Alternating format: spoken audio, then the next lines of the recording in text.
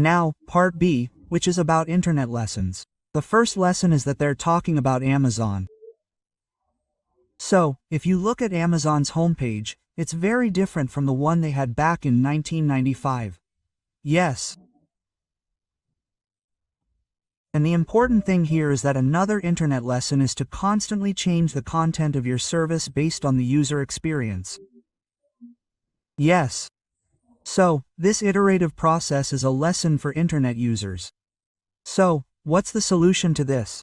You have to go cloud native.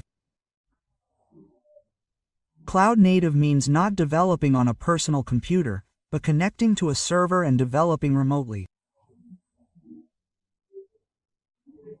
And because internet users need web services and other things, you have to quickly provide feedback to users, quickly understanding what they click on and what information they exchange.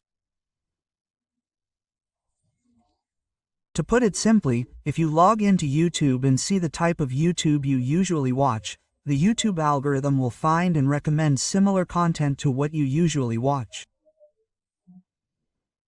Or, if you click on something you're interested in on Facebook or Instagram, it will notify you of similar content. Yes, so you can provide services tailored to a fast customer experience, but that requires cloud-based and innovation management during development. So, there's a development method management system in this area, and one of the innovation management methods is design thinking. It's a method of continuously understanding the customer experience and iteratively solving it with a human-centered approach. This also needs to be adapted to the automotive industry.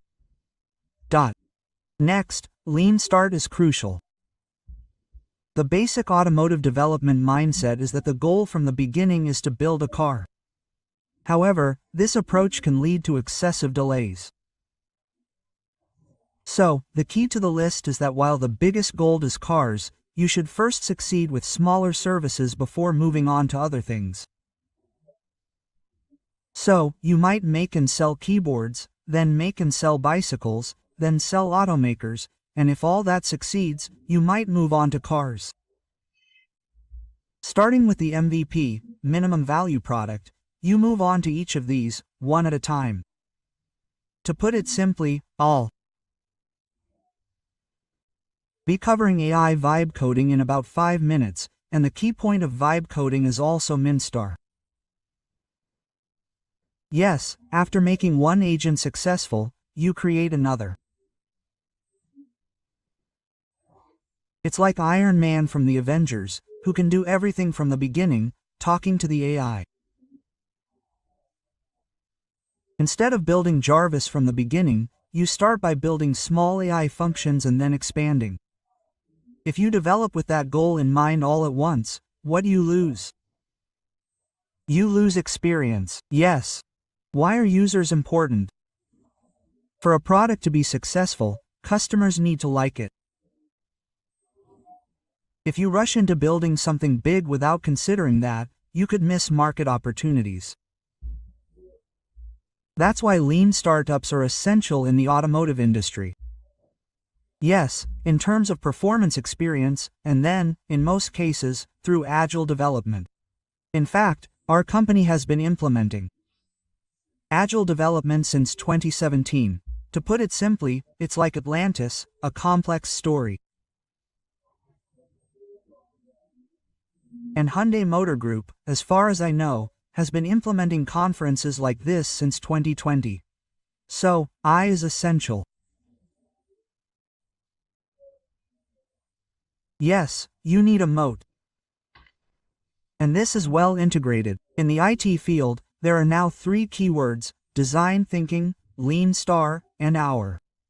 These are the 3 keywords for innovation management in the internet field. If you look at them again, it goes like this. Yes. So, what this has is, in the design thinking King Lee instant, there's a part called Z, and within that part, you put the fire model. Then there's SDB and AI.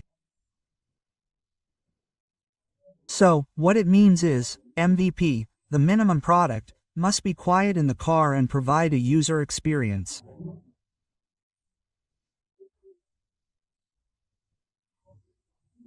This is the most important part of innovation management in the Internet field, and this digital first is now being promoted in the S10.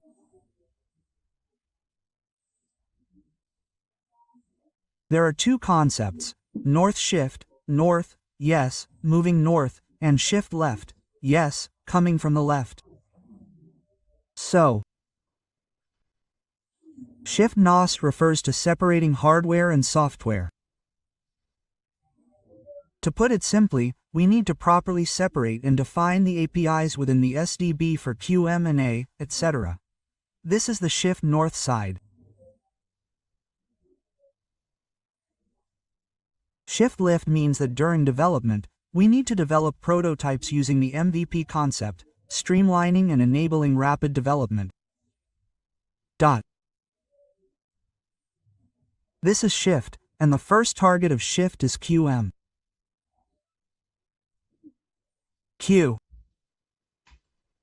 And another thing is the Cloud NAT law. In the Internet field, and one of them is CD distribution. How will we distribute it through distribution? Yes, once a web service is created, it will be distributed. Then, new services will be automatically distributed whenever they are available. Distribution stability is guaranteed, and distribution that has been tested. Yes, so with the Supreme Master and CD, is distribution technically possible? Yes, the same goes for smartphones. Next, something a bit unusual is loose coupling. This is what I spent the most time understanding when preparing for the SB 101 lecture. Yes. So this is important. Cloudy, and so now, as you know, big business develops, simulates, tests, and distributes automobiles. Yes, software, yes. This is generally well known, but this is something I find more important.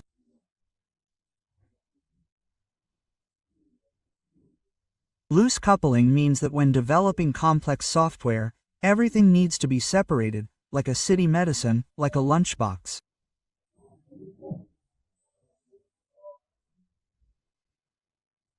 For example, if you have a restaurant, there's a plate right there, and there's a section for soup, a section for rice, and a section for side dishes. The soup and side dishes can always be switched. Yes, what's the benefit of this? Even if there are many hands coming, you can quickly get the food out on the plate and quickly change the food. Especially in the military, you eat a lot during the trial. So, consider this module in the East-West relationship, and develop the software well. So, don't create a tightly coupled structure, but rather a structure that allows for easy insertion and removal.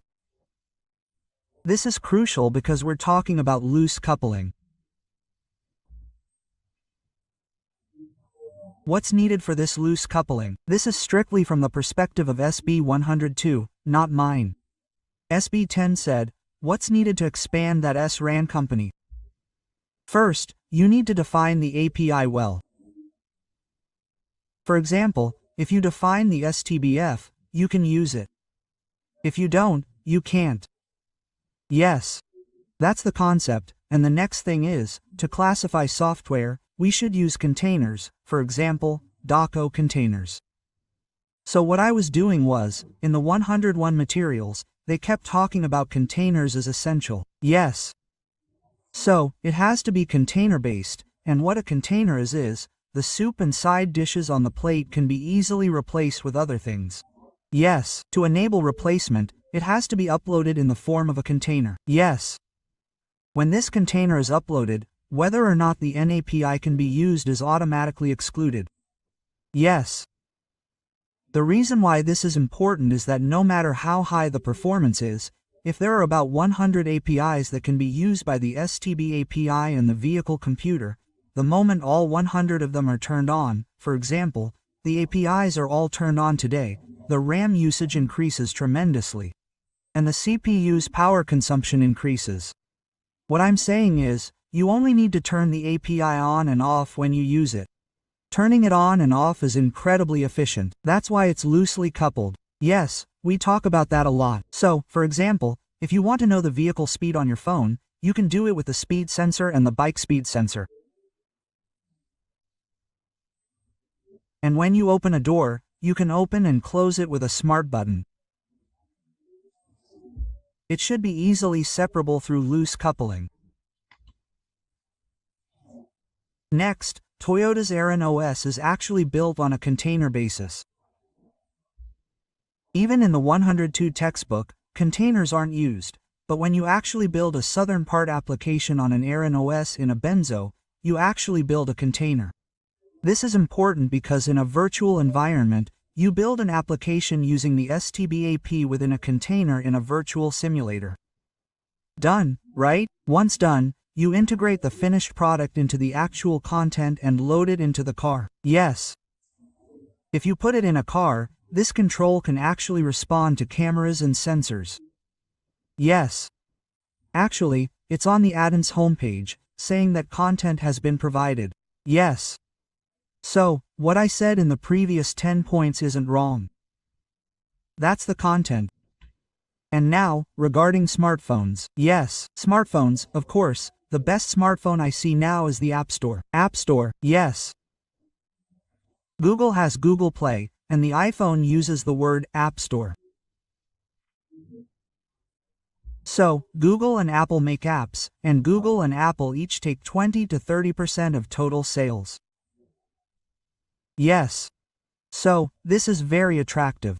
So, Google and Apple, especially Apple, only make the iPhone. Yes. Then, from the perspective of an automobile company, if I provide an automobile service, I take 20 to 30% of the sales from applications developed by third parties. It's very attractive. Yes. And to achieve this, the API must be well standardized. To create an ecosystem, a well-developed API, like smartphones, is essential. And hardware vendors are crucial. For example, even with a new iPhone, you can still use the latest apps. Even if you have an iPhone from 5 years ago, you can still use the latest apps on the latest iPhone. Even if you replace your iPhone with a newer one, you can still use the same apps. Cars don't have that option right now. But Tesla is supporting it. So, depending on whether you erase it or not, the price of a used car varies. This is a lesson for smartphones. So, if smartphones become a thing of the past, what's important is that they first connect to smartphones and then to cars. What should we do first? For example, QM, we need to gather all the software for QM and link it with a smartphone first. Then, when linking, we need to develop it with that key method. Then, in the case of LC registration CRD, we still need to develop it in possession mode. This needs to be linked with QM name and affection. Yes. So, that's the only way to quickly experience and do the core service. Yes, that's it. Next, I'll explain the rule components of Part CSD. As explained earlier, there are two major components in SB. One is SB sulfur monoboride. Next, there's architecture 2. In SB 1021, I think the philosophy architecture is the most important. Without this, you can't do more innovative things. So, like ATEC, there's the legacy approach, where issues are added every time a feature is added. Then there's the domain-central approach, which merges similar domains. Then, there's the zonal architecture.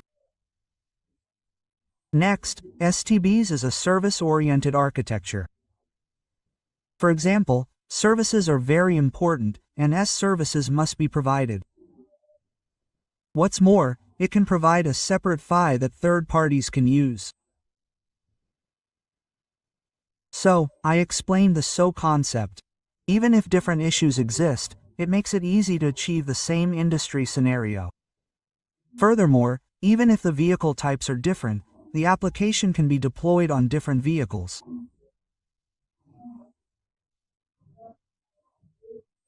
What this means is that if I'm using the YouTube app, it can easily move across devices, whether it's an iPhone 17, an iPhone 15, an Android phone, or a PC. Yes, this is SOS. Yes. What's needed for this? Standardization of the SV API is necessary. Standardization of the vehicle API. Yes, that needs to be done. And accounting. They're talking about containers. Functional safety also needs to be considered. And then there's OTL. And then there's the vehicle app store. And then there's the latest technology, AI-based bytecoding.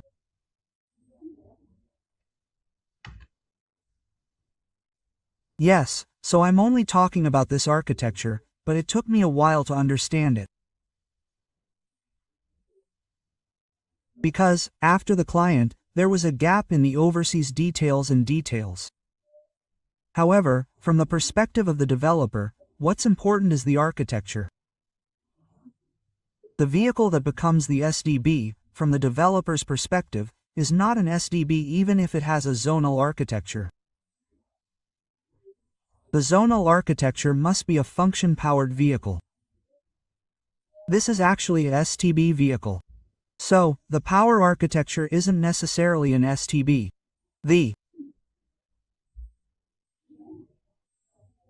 biggest difference between the domain architecture and the zonal architecture is that a zonal architecture doesn't require a gateway. What this means is that in the domain architecture, a gateway exists, and this gateway connects to the cloud, and then each drawing is connected. However, when this becomes zonal, the physical gate function disappears, and the gateway function is distributed software-wise to the high-performance processor and power supply. There should be no physical gateway, which is what we call a zonal architecture. You see, yes. And what's more, even among the zones, if the zones are divided based on physical location, it's not SB. In Chapter 50, yes. And the real street is that first, the copy kaitas are integrated into a single issue. And other than copy Ks, motion, body, and BMS functions should be separated into functional units that act as a group controller, and that's the group architecture, and that's called SB. So what's the difference? These two are two hellish graphical zones. The difference is processing time. Processing time. So, if you look here, in the case of a geographical group, when sensor data arrives, it goes through a zonal issue, then HPC, then JOC, and then Accelerator. For example, it goes through 1, 2, 3, 4, 5 steps. Yes. But a true SP vehicle is one that has already gone through the sensor, zonal issue, and liquid Trojan, all in 3 stages. So, without going all the way to the central vehicle computer, all sensors and actions must be processed in the zonal issue. This is called an STB, Chapter 50.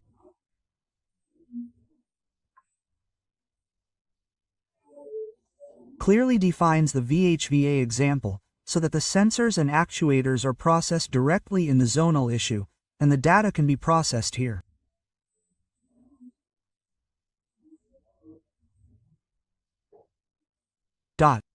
This is the key point. There is actually a company that has mass-produced this. So, from a protectionist's perspective, I drew a table here. First, the key point, whether it's a zonal issue or not, is that there shouldn't be an unreasonable gateway. So, the gateway function is distributed and distributed. A true SB is a facility that executes functions in the Jordan issue. This is the big difference. Now, if we move to this zonal architecture, what are the pros and cons? Domestic automakers have already announced that they will mass produce based on the zonal architecture. Yes, Hyundai Motor has also announced that it will transition from a black box to a power architecture. So, there are a lot of positives, like cost savings, scalability, and shortened development periods. Reliability and the ecosystem are always important, but the downside risk is significant. Yes, one of the downsides is high switching costs. This doesn't mean it costs money to build a SB vehicle. When these SB vehicles are introduced, the number of AUTOs will decrease by more than 60%. Yes, that's not a lie. Existing companies with over 60% of the market will disappear. That's a big deal. Then, the battlefield will be in chaos. When smartphones first came out, the market was dominated by MP3 players, then music players, and then video cameras. Yes, even now, even games and TV viewing. So, there's a huge gap in the market, and this leads to high switching costs. As more and more companies disappear, switching costs increase. And what this means is that some companies are good at SB and others are unheard of. What this means is that the AI field is the same. There's a lot of information about AI vibe coding, but I've never heard of it. So, there are people who can do it, but they don't know because they haven't heard the information. Yes. So, the technological gap in information is huge. STBs will have to figure out what to do with the information they have, and how to maintain new and old products. And now, there's pressure on the market. Costs could increase. And the most serious thing is that the non-SB side is also having a bad month. For example, there is only one SB model, and there are already 19 non-SB models that are being supplied. Is it really worth it to focus on one SB model? But when looking at the long term, if everything changes to SB, out of 20 vehicles supplied as SB, there were 17 that became SB and 3 that were not SB. Currently, there is one SB vehicle and 19 that are not SB. So, there is a big sense of resolution about this. So, the burden is all on the electronics parts manufacturers.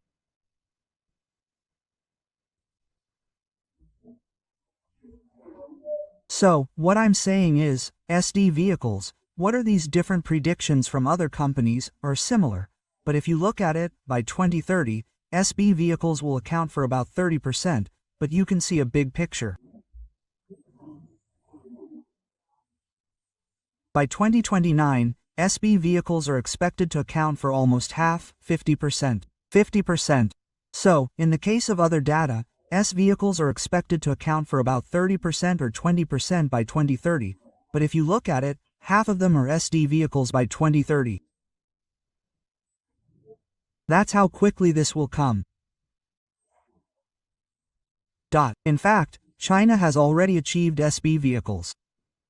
Yes, this is just now happening, and in reality, after Tesla, STB vehicles have been released in China since 2020. It's based on a theoretical framework, and there are few issues. In China, the automobile industry has already established API standards for SFI, followed by API standards for vehicle API services and third-party services. They've unified manufacturers and parts suppliers, and that's already been completed. And as you can see, by 2030, the number of issues per vehicle will be less than 10.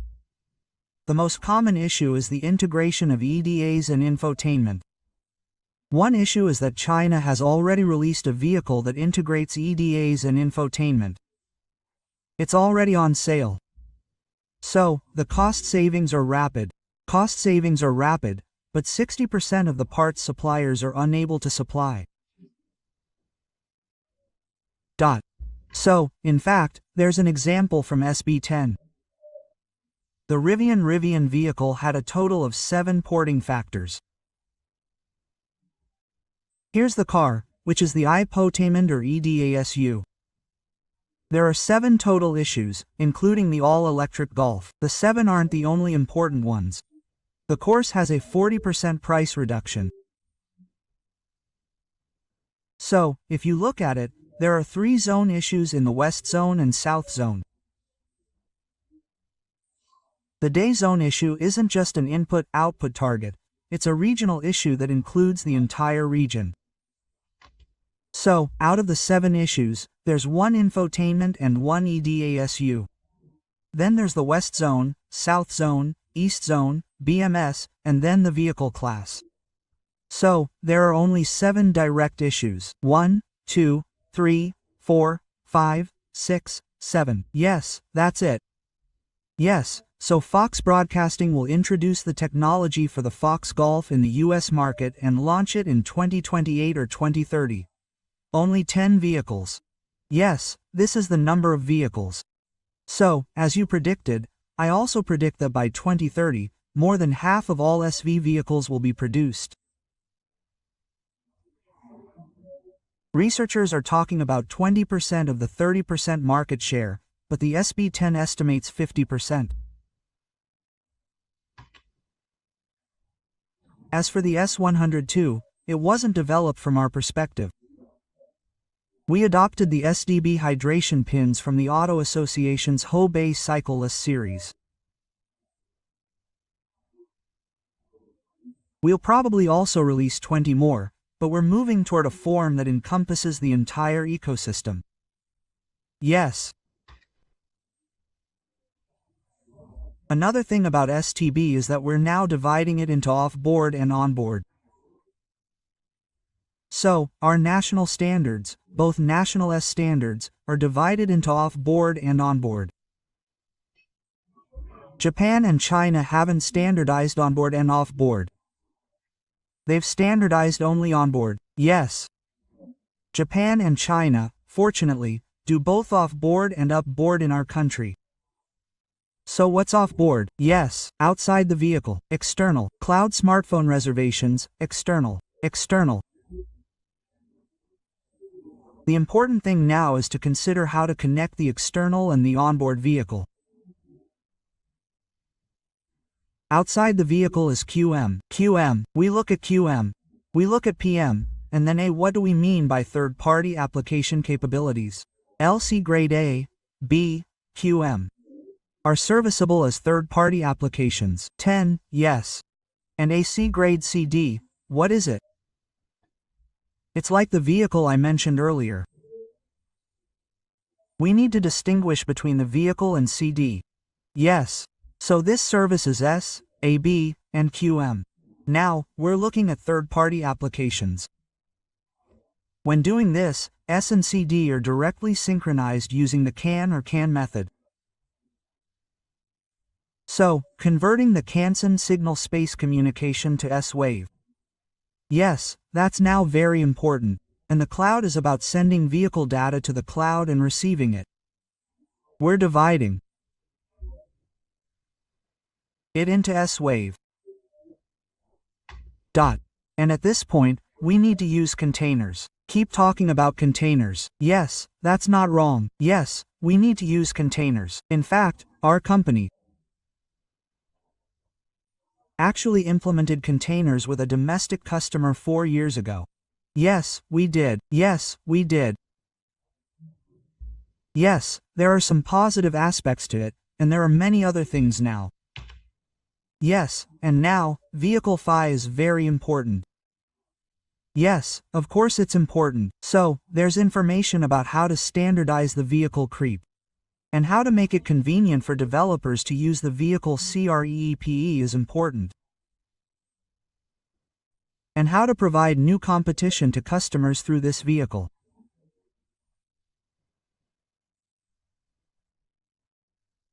And, following the lean startup, it's important to quickly distribute this through the DevOps method. That's why BOC took the lead and created Digital.auto. Yes.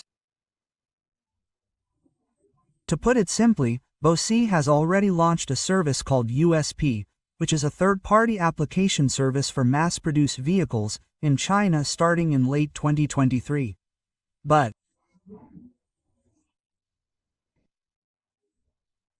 now, BOC wants to do something with this in the whole world. Yes.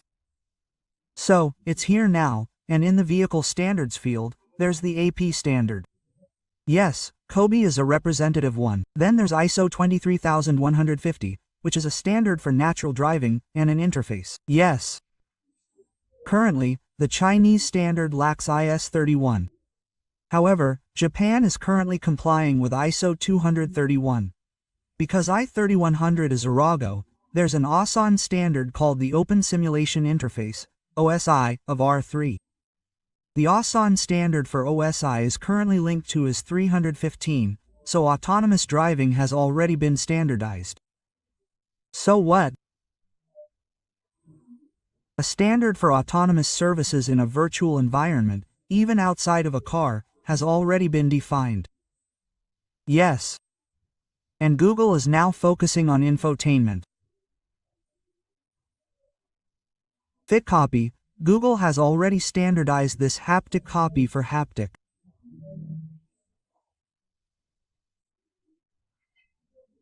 Many companies that are based on Android Auto are using this for cockpits. In particular, in this case, it's already been integrated with classic Auto Love. So, there's already a lot of attention in the automotive field. You also need to be aware of it now. And once covered, as you saw earlier, you can view VSS data in Play Digital.auto. Yes. And this is what I'm thinking about with the SB1 of Ditto.auto. And this is also something I'm thinking about. What it means is that there are related laws regarding the SB API, the Vehicle API. Verku. Yes. So, when you open the door, there are legal regulations regarding UNR 11 and UNR 97. So, is the purpose of opening this door to steal the car? You can't read it, right? Yes. Yes. And you don't want to get hurt when opening the door, right? So, you need to thoroughly research the relevant regulations for each vehicle in each country. This is the key point. Yes. So, while this function isn't a problem in Europe, it can sometimes be legally problematic when sold to Korea, Japan, or other countries. This is because new service-based applications require rapid approval when deployed. But while it's a feature that can be approved in the US, it might not be permitted in Japan or Korea. Yes, then it wouldn't be approved. So, even if you develop an offer, you can't sell it on the same day. Yes, that's why even the smartphone app offers different services in each country.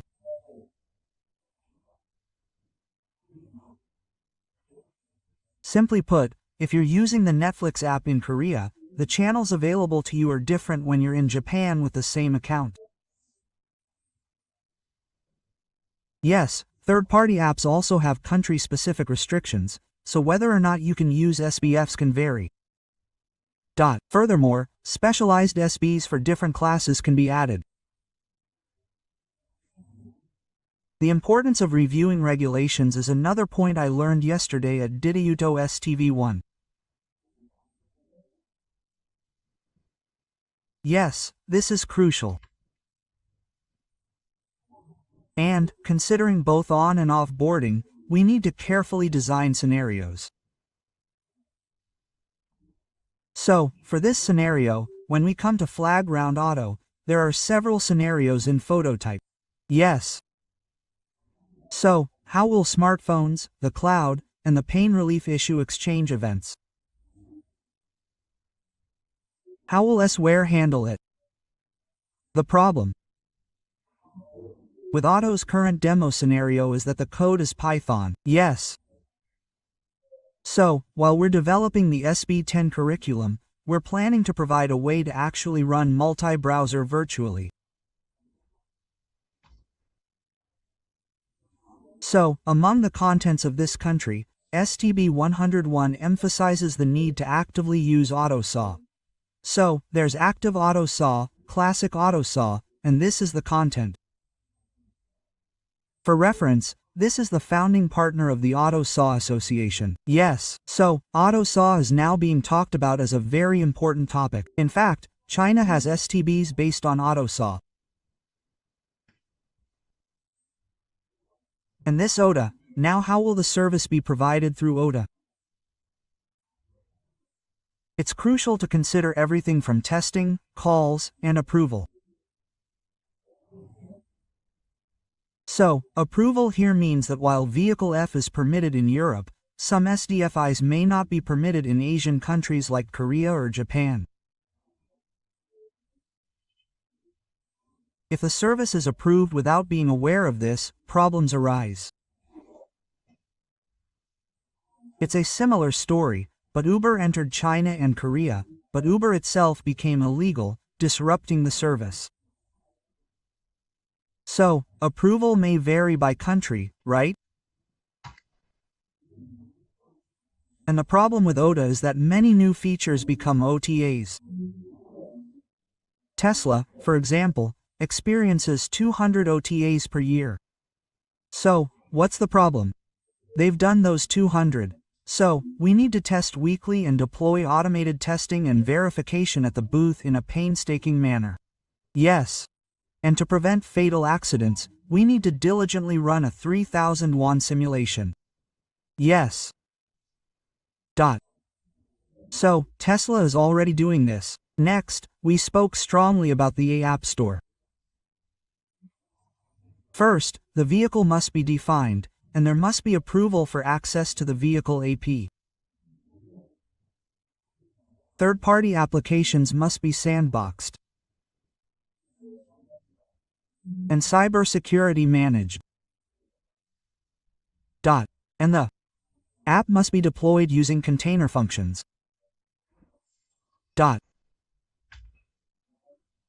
Next, when you open a door using the backhand smartphone, it goes through the cloud, and then through the car backhand, and it opens and closes.